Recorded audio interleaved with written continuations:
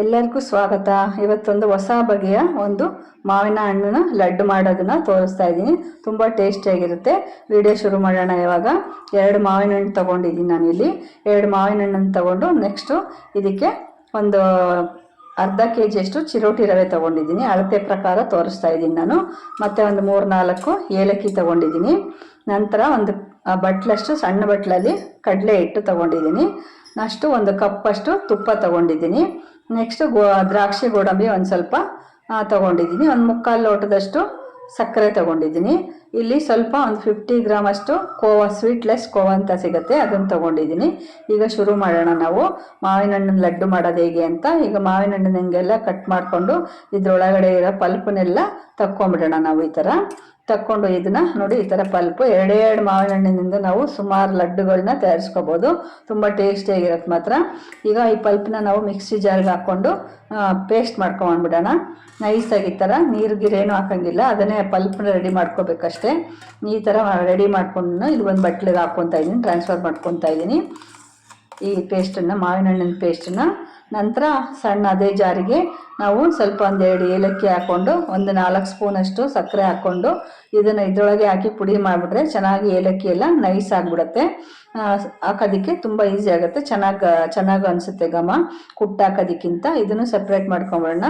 ಎಲ್ಲ ತಯಾರು ಮಾಡ್ಕೊಂಬಿಟ್ರೆ ಪಟ ಅಂತ ಮಾಡ್ಕೊಂಬಿಡ್ಬೋದು ಮ್ಯಾಂಗೋ ಲಡ್ಡನ್ನ. ಈಗ ಒಂದು ಬಾಣಲಿ ತೊಗೊಂಡಿದ್ದೀನಿ. ಬಾಣಲಿನಲ್ಲಿ ನಾನು ಸ್ವಲ್ಪ ಈ ಕಡಲೆ ಹಿಟ್ಟನ್ನು, 1 ಕಪ್ಪು ಕಡಲೆ ಹಿಟ್ಟನ್ನು ನಾನು ಸ್ವಲ್ಪ ಬೆಚ್ಚಗೆ ಮಾಡ್ಕೊತಿದ್ದೀನಿ. ಸಣ್ಣ ಉರಿ ಇಟ್ಕೊಂಡು ಸ್ವಲ್ಪ ಹಗುರವಾಗಿ ಬಿಸಿ ಮಾಡಿಕೊಂಡು ತೆಗೆದಿಟ್ಕೊಂಡ್ಬಿಡ್ತೀನಿ. ನಂತರ ಅದೇ ಬಾಣಲಿಗೆ ನಾನು ಒಂದು ಅರ್ಧ kg ಅಷ್ಟು ಚಿರೋಟಿ ರವೆ ತೊಗೊಂಡಿದ್ದೀನಿ. ಚಿರೋಟಿ ರವೆ ತೊಗೊಂಡು ಇದನ್ನು ಸಹ ನಾವು ಚೆನ್ನಾಗಿ ಘಮ ಬರೋವರೆಗೂ ನಾವು ಹುರ್ಕೋಬೇಕಾಗತ್ತೆ. ಹಿಂಗೆ ಚೆನ್ನಾಗಿ ಹುರ್ಕೊಂಡು ನೋಡಿ, ಇದು ಚೆನ್ನಾಗಿ ಈ ಥರ ಚೆನ್ನಾಗಿ ಘಮ ಬರಬೇಕು, ಅಲ್ಲಿವರೆಗೂ ಹುರ್ಕೊಂಡು ಇದನ್ನು ನಾವು ತೆಗೆದಿಟ್ಕೊಂಬಿಡೋಣ. ಇವಾಗ ಫುಲ್ಲು ಒಂದು ಬೇರೆ ಬಟ್ಲಿಗೆ ಸಪ್ರೇಟಾಗಿ ತೆಗೆದಿಟ್ಕೊತೀನಿ. ನೆಕ್ಸ್ಟ್ ಅದೇ ಥರ ಅದೇ ಬಾಣಲಿಗೆ ನಾವು 1 ಕಪ್ ತುಪ್ಪ ತೊಗೊಂಡಿದ್ವಲ್ಲ, ಅದರಲ್ಲಿ ಅರ್ಧದಷ್ಟು ಮಾತ್ರ ಹಾಕಿ ಇದರಲ್ಲಿ ದ್ರಾಕ್ಷಿ ಗೋಡಂಬಿನ ನಾವು ಚೆನ್ನಾಗಿ ದುಂಡಿಗೆ ಕೆಂಪಗಾಗೋವರೆಗೂ ನಾವು ಈ ಥರ ಫ್ರೈ ಮಾಡ್ಕೊಳ್ಳೋಣ. ದ್ರಾಕ್ಷಿ ಗೋಡಂಬಿನ ಫ್ರೈ ಮಾಡ್ಕೊಂಡ್ಬಿಟ್ಟು ಇದನ್ನು ಸಹ ನಾವು ತೆಗೆದಿಟ್ಕೊತಾ ಇದ್ದೀನಿ. ನೋಡಿ, ಈ ಥರ ತೆಗೆದಿಟ್ಕೊಂಡು ಈಗ ನಾವು ಅದೇ ಬಾಣಲಿಗೆ ಸಕ್ಕರೆ ಹಾಕ್ಕೊಳ್ಳೋಣ. ಅದೇ 3/4 ಲೋಟ ಸಕ್ಕರೆ, ಅಂದರೆ ಅರ್ಧ kgಗಿಂತ ಕಡಿಮೆ, ಸ್ವಲ್ಪ ಅರ್ಧ kg ರವೆಗೆ ಅರ್ಧ kgಗಿಂತ ಸ್ವಲ್ಪ ಕಡಿಮೆ ಹಾಕಿ ಸಕ್ಕರೆ ಹಾಕಿದ್ರೆ ಸ್ವೀಟ್ ಕರೆಕ್ಟಾಗಿ ಆಗುತ್ತೆ. ಅವಾಗ ಇಲ್ಲ ಅರ್ಧ kg ಸಕ್ಕರೆ ಹಾಕ್ಬಿಟ್ರೆ ತುಂಬ ಸ್ವೀಟ್ ಅನಿಸ್ಬಿಡುತ್ತೆ ಮಾವಿನ ಹಣ್ಣು ಲಡ್ಡು. ಈಗ ನೋಡಿ, ಈ ಥರ ಸಕ್ಕರೆ ಚೆನ್ನಾಗಿ ಕುದಿ ಬರಬೇಕು, ಪಾಕ ಏನು ಬರೋದು ಬೇಕಾಗಿಲ್ಲ.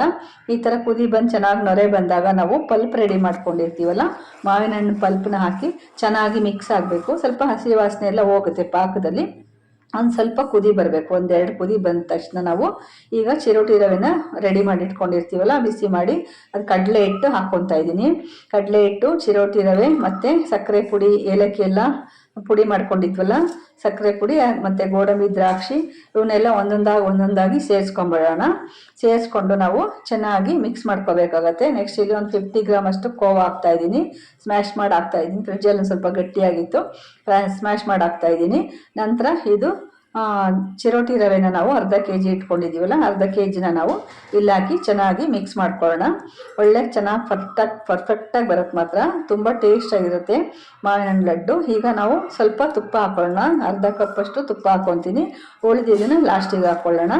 ನೋಡಿ, ಈಗ ಬೇಕು ಅನಿಸ್ದಾಗ ಹಾಕೊಳ್ಳೋಣ. ಇದನ್ನೆಲ್ಲ ಚೆನ್ನಾಗಿ ಮಿಕ್ಸ್ ಮಾಡ್ತಾ ಬರಬೇಕು. ತಳ ಬಿಟ್ಟು ಬರಬೇಕು. ಅಲ್ಲಿವರೆಗೂ ನಾವು ಸ್ವೀಟ್ ಎಲ್ಲ ಮಾಡ್ತೀವಲ್ಲ, ಆ ಥರ ತಳ ಬಿಟ್ಟು ಹೆಂಗೆ ಬರುತ್ತೆ ಅದೇ ಥರ ನಾವು ಈಗ ಇದನ್ನು ಚೆನ್ನಾಗಿ ಮಿಕ್ಸ್ ಮಾಡ್ಕೊಂಡು ಬರೋಣ. ಈಗ ಚೆನ್ನಾಗಿ ಹಿಂಗೆ ನೋಡಿ, ಕ್ಲೀನಾಗಿ ಹಿಂಗೆ ಇದು ಮಾಡಿಕೊಂಡು ತಳ ಬಿಟ್ಟು ಬರೋವರೆಗೂ ಸಹ ನಾವು ಮಾಡ್ಕೋಬೇಕಾಗತ್ತೆ. ಚೆನ್ನಾಗಿ ಮಾಡಿಕೊಂಡು ಹಿಂಗೆ ತಿರುಗಿಸ್ಕೊಂಡು ಬರೋಣ. ನೋಡಿ, ಹಿಂಗೆ ಚೆನ್ನಾಗಿ ತಳ ಬಿಟ್ಕೊಂಡು ಬರ್ತಾಯಿದೆ. ಈಗ ನೋಡಿ ಎಷ್ಟು ಚೆನ್ನಾಗಿ ಬಂತು, ತಳ ಎಲ್ಲ ಬಿಟ್ಕೊಂಡು ಬಂತು. ಅಲ್ಲಿವರೆಗೂ ನಾವು ಚೆನ್ನಾಗಿ ಮಿಕ್ಸ್ ಮಾಡ್ಕೊಳ್ಳೋಣ. ಲಾಸ್ಟಿಗೆ ಇನ್ನೊಂದು ಸ್ವಲ್ಪ ತುಪ್ಪ ಹಾಕ್ಕೊಳ್ಳೋಣ. ಇನ್ನೊಂಚೂರು ತುಪ್ಪ ಹಾಕ್ಕೊಂಡ್ರೆ ನಮ್ಮದು ಮಾವಿನ ಹಣ್ಣಿನ ಲಡ್ಡು ಮಿಕ್ಸರು ರೆಡಿ ಆಯಿತು. ಇದನ್ನು ನಾವು ಚೆನ್ನಾಗಿ ಮಿಕ್ಸ್ ಮಾಡಿ ಇನ್ನೊಂದು ಸ್ವಲ್ಪ 1-2 ನಿಮಿಷ ಬಾಡಿಸಿ ಇದನ್ನು ನಾವು ಬೇರೆ ಪಾತ್ರೆಗೆ ಟ್ರಾನ್ಸ್ಫರ್ ಮಾಡ್ಕೊಳ್ಳೋಣ. ಇದನ್ನು ನೋಡಿ, ಈ ಥರ ಅದಕ್ಕೆ ಬರಬೇಕು, ಚೆನ್ನಾಗಿ ತಳ ಬಿಡಬೇಕು, ಹಿಂಗೆ ಕ್ಲೀನಾಗಿ ಬಿಟ್ಟು ಬರಬೇಕು. ಆವಾಗ ನಮ್ಮದು ಮಾವಿನ ಹಣ್ಣು ಲಡ್ಡು ರೆಡಿಯಾಗಿದೆ ಅಂತ. ಈಗ ನಾವು ಇದು ಬೇರೆ ಪಾತ್ರೆಗೆ ಟ್ರಾನ್ಸ್ಫರ್ ಮಾಡಿಕೊಂಡು ತಣ್ಣಗಾಗೋವರೆಗೂ ಕಾಯೋಣ. ಸ್ವಲ್ಪ ತಣ್ಣಗಾದಮೇಲೆ ಸ್ವಲ್ಪ ಇನ್ನೊಂಚೂರು ಸ್ವಲ್ಪ ಬೆಚ್ಚಗಿದೆ ಅಂತಂದಾಗ ನಾವು ಕಟ್ಕೋಬೋದು, ಉಂಡೆ ಕಟ್ಕೋಬೋದು, ಚೆನ್ನಾಗಿ ಆರಾಮಾಗಿ ಕಟ್ಕೋಬೋದು. ನೋಡಿ, ತಣ್ಣಗಾದ ನಂತರ ಸ್ವಲ್ಪ ಈ ಥರ ಉಂಡೆ ಮಾಡಿದ್ರೆ ಎಷ್ಟು ಕ್ಲೀನಾಗಿ ಬರುತ್ತೆ. ಎಷ್ಟು ಒಳ್ಳೆ ಕಲರಾಗಿ ಬಂದಿದೆ ಮಾವಿನ ಹಣ್ಣಿನ ಲಡ್ಡು. ತಿನ್ನೋದಕ್ಕಂತೂ ತುಂಬ ಚೆನ್ನಾಗಿರತ್ತೆ, ಮಾತ್ರ ಸಾಫ್ಟಾಗಿರ್ತದೆ, ತುಂಬ ಟೇಸ್ಟಿಯಾಗಿರತ್ತೆ. ಮಾತ್ರ ಕೋವಾ ಹಾಕಿರ್ತೀವಲ್ಲ, ತುಂಬ ಟೇಸ್ಟಿಯಾಗಿರುತ್ತೆ. ಖಂಡಿತ ಈ ವಿಡಿಯೋ ಇಷ್ಟ ಆಯಿತು ಅಂದರೆ ಲೈಕ್ ಮಾಡೋದನ್ನು ಮರಿಬೇಡಿ. ನೋಡಿ ಎಷ್ಟು ಚೆನ್ನಾಗಿ ಬಂದಿದೆ, ಅಷ್ಟೇ ಸಾಫ್ಟಾಗಿರುತ್ತೆ ಈ ಮಾವಿನ ಹಣ್ಣು ಲಡ್ಡು. ಟೇಸ್ಟಿಯಾಗಿರುತ್ತೆ, ಡಿಫ್ರೆಂಟಾಗಿರುತ್ತೆ ಮಾತ್ರ. ನೋಡಿ ಇಲ್ಲಿ ತೋರಿಸ್ತೀನಿ, ಒಂದೇ ಒಂದನ್ನು ತೋರಿಸ್ತೀನಿ ಮುರಿದು. ಅಷ್ಟು ಚೆನ್ನಾಗಿ ಸಾಫ್ಟಾಗಿ ಬಂದಿದೆ, ಚೆನ್ನಾಗಿರುತ್ತೆ. ಆರದ ನಂತರನೂ ಅಷ್ಟೇ ಚೆನ್ನಾಗಿರುತ್ತೆ ಸಾಫ್ಟಾಗಿ ಲಡ್ಡು ಥರ. ವಿಡಿಯೋ ಇಷ್ಟ ಆಯಿತು ಅಂದರೆ ಖಂಡಿತ ಲೈಕ್ ಮಾಡೋದನ್ನು ಮರಿಬೇಡಿ, ಸಬ್ಸ್ಕ್ರೈಬ್ ಮಾಡೋದನ್ನು ಮರಿಬೇಡಿ. Okay, thank you. ಕಲ್ಪತರು ನಮ್ಮ ಮನೆ ಅಡುಗೆಯಿಂದ ನಿಮಗೋಸ್ಕರ ಮತ್ತೆ